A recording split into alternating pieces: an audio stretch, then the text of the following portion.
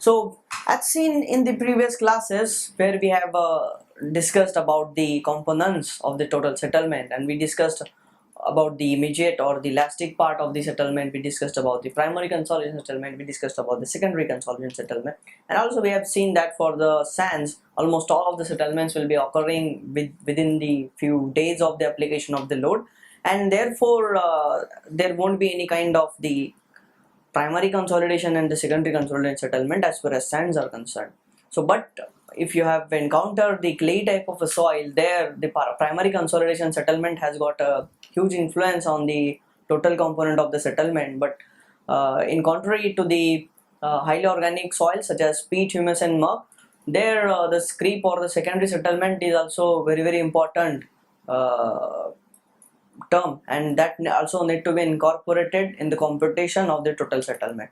So we have seen the values of the settlement, and also we have seen in brief how we have to evaluate the settlement of the soil, or we have seen the how the void ratio of the soil will be changing while the stresses are increasing. We have seen the particular EP, this particular curve between the void ratio and the effective stresses.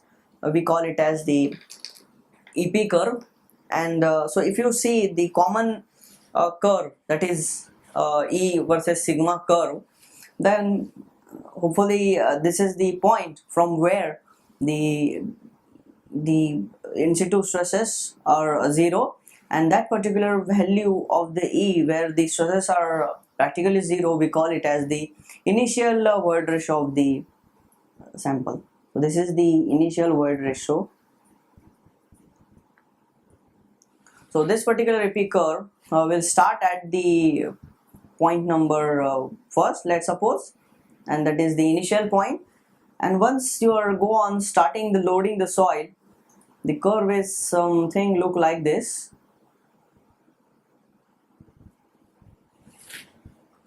So initially we have got the convex upward part of the EP curve, and later on we have got the somewhere straight, but in EP we have got the curved region.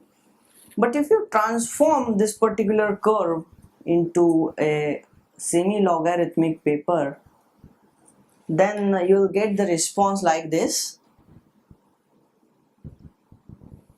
On semi-log paper, the y-axis will remaining same, void ratio, but on x-axis we take it as a log of the effective stresses. So while the effective stresses are increasing from, let's suppose, from the point number 1, that is the initial void ratio E naught, will have the convex upward part, and then from a particular stress value the response becomes linear. So this particular line will become a linear in E versus log sigma part. So however, whatever linear part you're coming it in this particular graph, if I calculate the slope of the graph, that means if I calculate the difference in the between two consecutive readings, so this is, let's consider sigma 2, because while loading you are increasing the value of the effective stresses, so sigma bar 2, and this is, let's consider sigma bar 1, this is initial E1, and this is final E2. So if I calculate the slope, it becomes like E1 minus E2 divided by log to the base 10, because it's a semi-log arithmetic paper which is of the base 10, obviously it becomes sigma 2 divided by sigma 1, obviously in terms of the effective stress. So if I just calculate the slope of this linear curve, that particular value of the slope, we call it as CC. It is called as compression index. This is very important. This is very important term, CC, in order to evaluate, and this particular term has got very significant importance in order to calculate the ultimate or the final consolidation settlement. So we'll first of all discuss all these terminologies. So we have got the first term in the loading phase. So this is the loading phase. So while you're considering this particular part of the curve, which is in E versus P curve or E versus sigma curve, whatever slope you'll be getting, if you concentrate or look at towards it, the curvature will be like this, because as you go on increasing the load amount, the compressibility, that means the rate of change of the void ratio or the rate of change of the volume change with respect to the load will go on decreasing. I am again repeating, the slope of this particular curve, E versus sigma dash curve, which is like this, initially it will go on decreasing once you apply higher amount of the stresses. So that particular slope, we call it as AV, which is nothing but the coefficient of compressibility, just, which is nothing but delta E divided by sigma, delta E divided by delta sigma dash. So if I get just only the 2 points over here, this is let's consider sigma 2, this is sigma 1, this is E1, this is E2. So AV becomes E2 minus E1 divided by, and AV we call it as coefficient of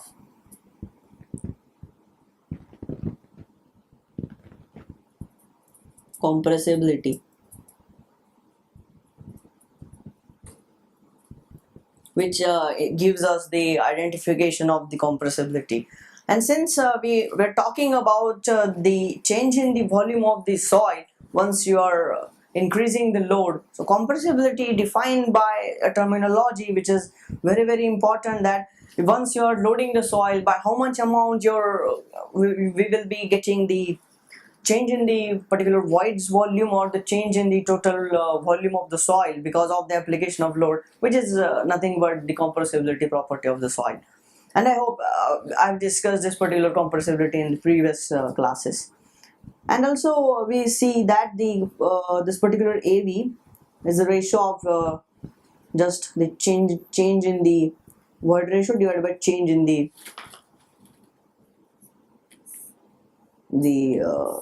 effective stress. So we discussed very, very two important parameter. One is the compression index and another one is the compression of the or the coefficient of the compressibility. And I'll discuss one more terminology with you, is the coefficient of volume compressibility.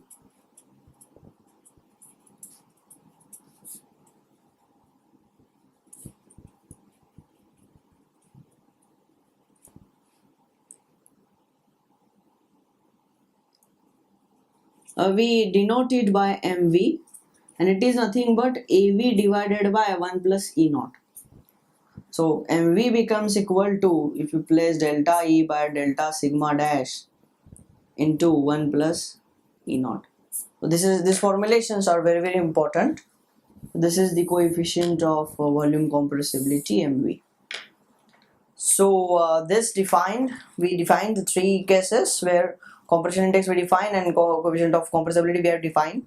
And again, let's consider right in the next page, if I got the EP curve same, or P, or I write it sigma P dash or P bar, and this is particular E curve. In many books we refer P, and many books we refer sigma dash, so it doesn't matter, but remember this is the effective stress that we are imposing. So this is the E naught from where it is starting. So if I just take the logarithmic part, initially you have got the curved region, and then thereafter you got the straight region, and let's suppose from this particular point I am unloading the soil. So remember, if the soil is let's suppose the elastic, then if you unload it, it will follow the same path. So it is very very important observation. So if you unload from the point B, if the soil is unloaded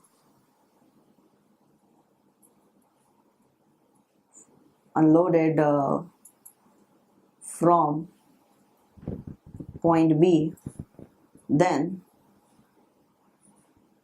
it will follow same path B dash, as shown in figure, provided soil is elastic. So that means if the soil is elastic, the meaning of the elastic is that you apply a load, you remove the load, and the material will regain its original size, shape, and geometry to its original position. So if the soil is unloaded, then it will follow the same path, B dash. This is shown in this particular figure. So, but in reality,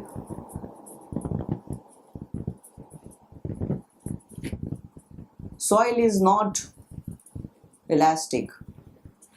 So otherwise, if the soil is elastic, then this is suppose loading curve. So while it is loaded, if it becomes an elastic, if it is an elastic, then the same path will be traced and the same point will be traced, which is equals to elastic settlement. But since in reality the soil is not elastic, I'll mark the unloading curve.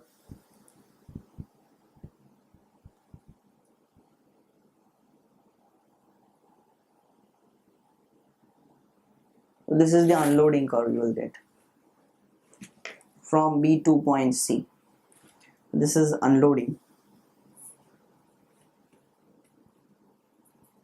And by knowing or by unloading curve, the soil will increase its volume, because E is increased, that means the volume is increased. So that means soil swells. And if I just take the slope of this particular part, BC, so then that particular slope is called as swelling index.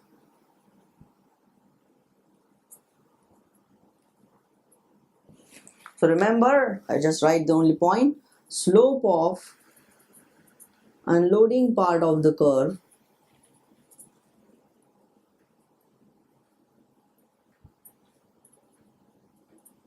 is called as swelling index, and it is denoted as CS, swelling index, CS.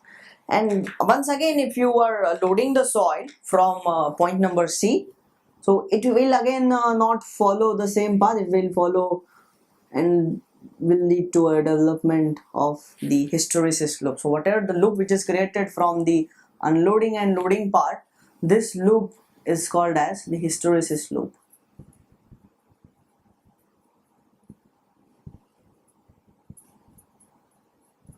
Loading and unloading will form a loop, we call it as a hysteresis loop.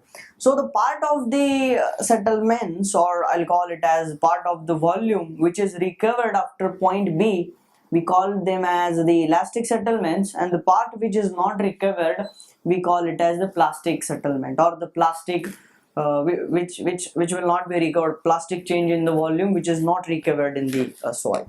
So and again this is the recompression part of the curve, part again B, C to B dash, this point is B dash, where the recompression curve is meeting with the original unloading part. So this is recompression.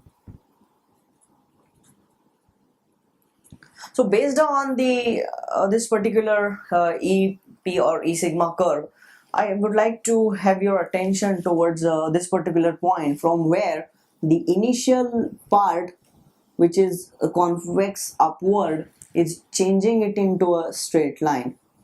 So there is a definition there is a part involved of the history of the soil. So remember, I'll write it as a role of history in clay soils. So what happens, the clay soils has the memory of the stresses which are kept in their history. So I'll consider the case, and based on the case I will draw a similar kind of the graph. So what happens, so initially let's suppose this was the clay strata. Initially if I take the stresses or just the block, the vertical stresses, effective vertical stresses acting, we can easily calculate just by knowing the effective unit weight gamma dash into the z at which the block is located. So effective vertical stress you can easily locate. Ka into the sigma v dash is the horizontal stresses that the block is experiencing, and this particular value of the coefficient depending on the removal of the soil is Ka or Kp passive, and it comes in the earth pressure coefficient, but from time being take it as the some constant K into vertical effective stress acting on this block. So what happens under this particular case condition or the case, the soil block is not shearing it off. It's in stable equilibrium because this particular horizontal stress value is different and vertical stress value is different. And even though the soil sample is not shearing, it is in stable equilibrium, which means that the soil has got sufficient resistance to the shear stress which is developed because of the change in the vertical and horizontal component of the stresses which is applied because of the surrounding soils. So what at this condition, let's suppose the point over here is the sigma, and once you start excavating the soil, you will remove the vertical stresses and you will expose, let's suppose this part of the soil you are removed. So you are relieving the load, and while you are relieving the load, the EP curve will be again back towards its original position, right? And by excavating, let's suppose you are again placing the load of the structure. Structure may be an embankment, maybe an earthen dam, maybe your building, maybe your foundation of piers in the bridges, foundation of the retaining walls. So structure may be anything. Structure may be anything, and because of the loading which is imparted by the structure, again the soil is compressing. Again the soil is compressing up to this particular point. But once this point has crossed, then that means if the stresses which are imposed by the structures are very become higher than the previous applied stresses, then you will get the response like a flatter. So if you are dealing with the logarithmics, say log sigma and E curve, so this particular slope of curve we have seen as the compression index Cc, and probably this particular value of the stress which has remained in its history as a memory, we call it as the pre-consolidation stress sigma p dash. So I'll define one more parameter over here, is nothing but the pre-consolidation stress.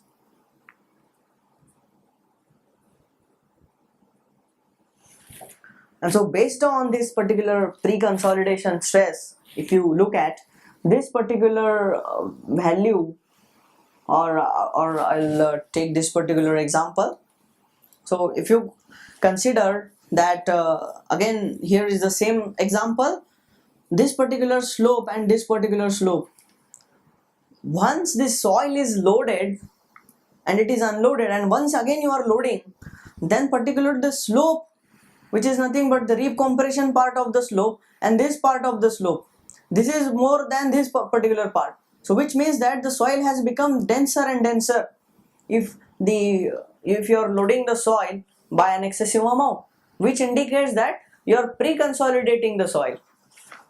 So therefore this particular part, so if I consider this here, it becomes recompression part,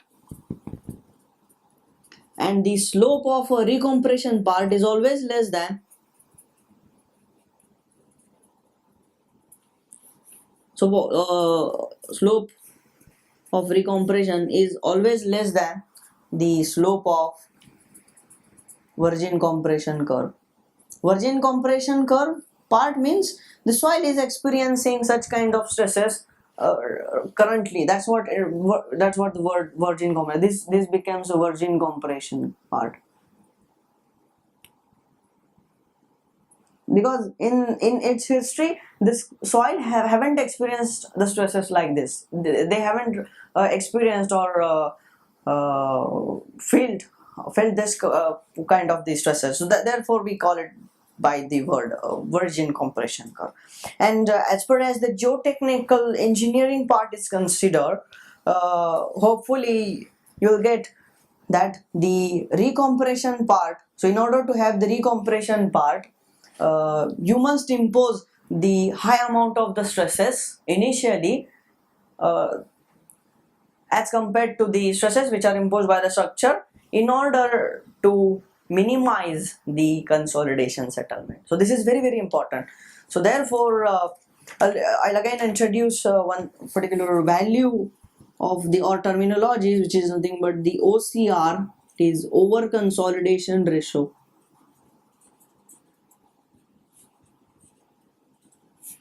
And this particular OCR is nothing but the pre-consolidation stress sigma P dash divided by the sigma present dash.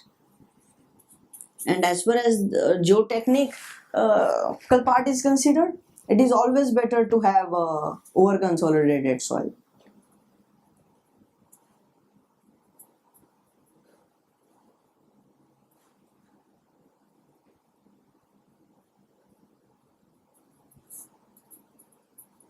It is always better to have over-consolidated soil. So I'll again bring you the previous part, and from that see, this is the pre-consolidation stress that the soil has ever experienced in the past. And let's consider the two cases. First, the point is beyond the below the pre-consolidation stress, and another case second where the sigma present is more than the pre-consolidation stress. So at point number 1, you can easily recognize that the sigma P1, that is the present stress, is very, very less as compared to the pre-consolidation stress, and therefore the over-consolidation ratio is greater than 1 for case number 1. For case 1, OCR is greater than 1 because sigma P is greater than the sigma present. So therefore, once the OCR is greater than 1, we call it as the soil to be over-consolidated. Or that means the soil is already consolidated or pre-consolidated, we can call. And if you once you take the point number or case number 2, the present stress becomes more than the pre-consolidation stress, and in that OCR becomes less than 1, then we call the soil it as the under consolidated. And if you have OCR equals to 1, then we call the soil as normally consolidated.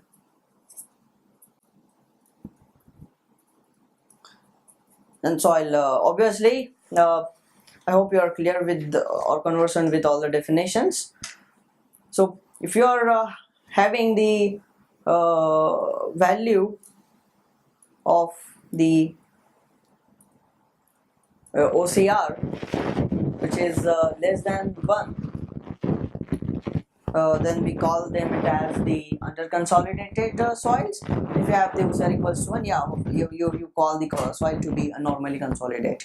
And for a normally consolidated soil, the stresses are first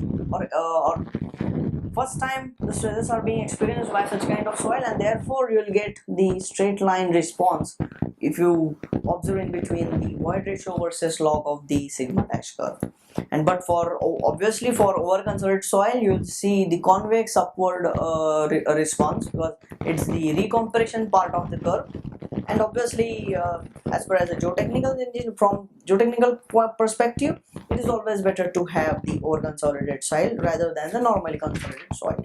So we'll move ahead with the how to locate because we have seen the pre-consolidation stress here in this part, but the pre-consolidation stress, it is not easy to find it out by the lab test. So, and also however, all these are related to only lab test because all the discussion is confirming to the clay soils, and where you encounter a clay soil, it is better to take the samples of the clay and better to test it in the lab and use the representative parameters, and from that representative parameters or the index properties, you can correlate the shear strength properties of the soil, and you can best have the correlation between the shear strength properties and the bearing capacity property and the engineering properties of the soil. And once you establish a fixed set of the correlation between the index properties and the engineering properties of the soil, you can use those kinds of the relation once while the project is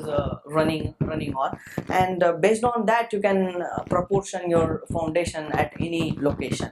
But for as far as sands are concerned, yeah, you must rely on to the field data, not on to the lab data, because sand you cannot take the sample and you test it in the laboratories. So always it is better to test in the field and correlate with the lab results and go for the design. It's the best practice to go with. And so we'll go with the our next discussion, that is how you can locate about the pre-consolidation stress. How to locate pre-consolidation stress.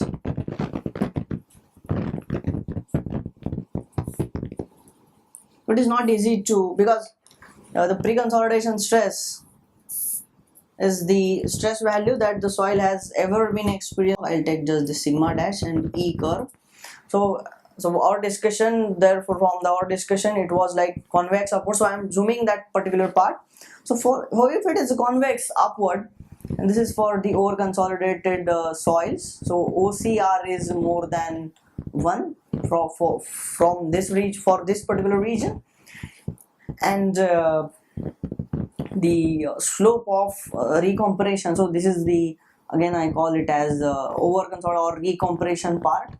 The slope of the recompression part we call it as recompression index. This is the recompression part, and if you take the slope of it, we call it as recompression index. And it is nothing but CR, you can call it as CR, slope of the recompression part of the curve. And if you really want to determine, or if you want to really find out where the position of the pre-consolidation stress, well, again draw a neat clean diagram on the next page. Again similarly I'll write the procedure for the same. So I'll consider this part as linear and straight, the down part. So this is sigma dash, this is E value, void ratio versus sigma dash plot, effective stress plot. First point or first step in the procedure in order to locate pre-consolidated stress is you need to find out where is the point of maximum curvature in the OCC part or the OCR part. So if this part is concerned, as far as this part is concerned, you need to find out where is the position of maximum curvature. It is also not easy, since I have drawn it like a kind of a circle, so you hopefully will not understand, but if you draw it a graphical way, you need to find out where the radius is less. So obviously curvature is inversely related to the radius of the curve. So if you I consider only two cases where the radius is more, here the radius is less, R is less. So you need to find out where the radius is less, so R is more for this particular case, and it is quite obvious, and even by common sense you can judge the point. Let's suppose this is the point number A, where the curvature is more or the radius is less. So once you have established or found out the point where the curvature is more, you need to draw a horizontal line. And once you have drawn a horizontal line, you need to draw the tangent to the point A. This is the tangent to the point A.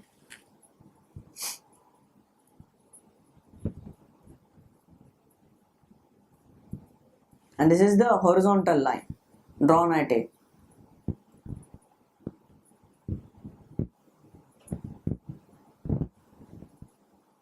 And in the next procedure, you need to divide this particular angle theta into equal parts. So this is you need to bisect actually the angle, so that this becomes equal to theta by 2, this also become equal to theta by 2. So you need to bisect the angle which is formed because of the tangent and the horizontal line drawn at a point where the curvature is maximum. So I'll write over here is the point A is you got the maximum curvature or minimum radius. I hope you're clear with the terminology, because curvature is inversely related to the radius. And once you have followed up to this point, you need to extend the virgin compression straight line it into backwards, and where the extended part of the virgin compression curve meets the angle bisector, and that point represents the stress corresponding to pre-consolidation stress. So once again I will explain the procedure. What we have done, we have first of all found out where the radius is minimum point, that means where the curvature is maximum. Once you have identified the point, you have drawn a horizontal line, and once you have drawn a horizontal line, you have drawn a tangent, and the angle between the tangent and horizontal line you have bisected, and the bisected part is extended like this way, and the virgin compression part or the slope of the normally consolidated soil is extended backwards to meet the angle bisector, and the point or the stress corresponding to this particular point where the normally consolidated slope is meeting with the angle bisector, we call it as the pre-consolidation stress value. So that's how you will find the value of pre-consolidation stress in the real practice, or this is from obviously by the lab test result. And will practically have this particular sigma p bar value, pre-consolidation value, probably the more than the stresses that's what you're going to be imparted because of the structures. So this particularly determines the value of or not the value, the amount of the primary consolidation which is experienced by the soil. So we'll in the next class we'll move ahead with the mechanism and the derivation of the consolidation, which is given by the Carl Terzaghi. So we'll stop it over here as far as the OCR discussion or the compressibility of the clay soil is considered. Thank you.